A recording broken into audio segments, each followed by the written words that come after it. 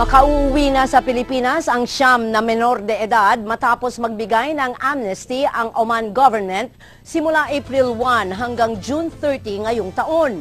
Nakahanda naman ang Department of Labor and Employment na bigyan ng ayudang kabuhayan ang mga uuwing Pinoy. Mula Muscat, may balitang global si Rowan Soldevilla.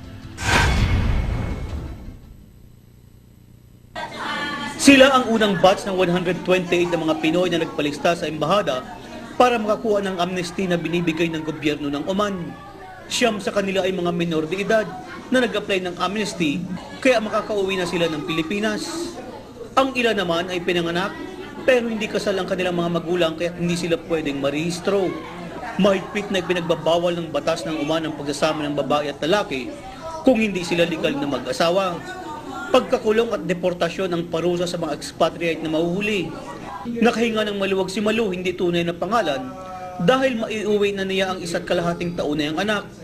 Nabuntis si Malu ng kinakasamang Turko, pero dahil hindi sila kasal, walang dokumento ang bata.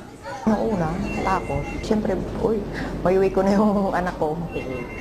Kasi hindi naman namin maiuwi yan kung wala amnesty, di ba? Sino yung tatay niya? Wala siya dito. Turkish. Turkish siya. Malis na siya. Trabaho na siya ngayon sa Qatar. 8 buwan namang buntis si Lourdes, hindi tunay na pangalan, pero hindi sa kanyang tunay na asawa. Buntis po ako. Sino bali yung nakabuntis sa'yo? Yun po, Pilipino po. May asawa po siya. Eh, ikaw? Meron din po. Siguro po doon po ako mag-stay sa mga kapatid ko. Binalik po ako sa agency, kaya lang gusto nila bayaran ko yung release sa kanila. Ayon sa embahada, mahigit 1,400 ang mga Pinoy na iligal na nagtrabaho sa Oman, kahit nanawagan sila na wag nang hintay ng deadline bago magpalista. Kung tumakas ka na sa amo mo, umalis ka na sa employment mo, nagtago ka na o kaya nagtrabaho ka na sa iba, tapos illegal na ang status mo, then you are covered with this amnesty program. Magbibigay naman ng livelihood program at training ang Department of Labor and Employment para sa mga Pinoy na nag-avail ng amnesty pag umuwi na sila ng Pilipinas.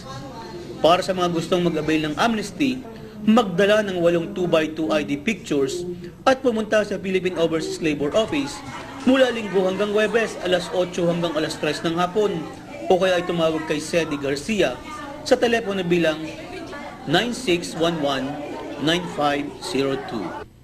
Rowan Soldevilla, ABS-CBN News, Muscat, Oman.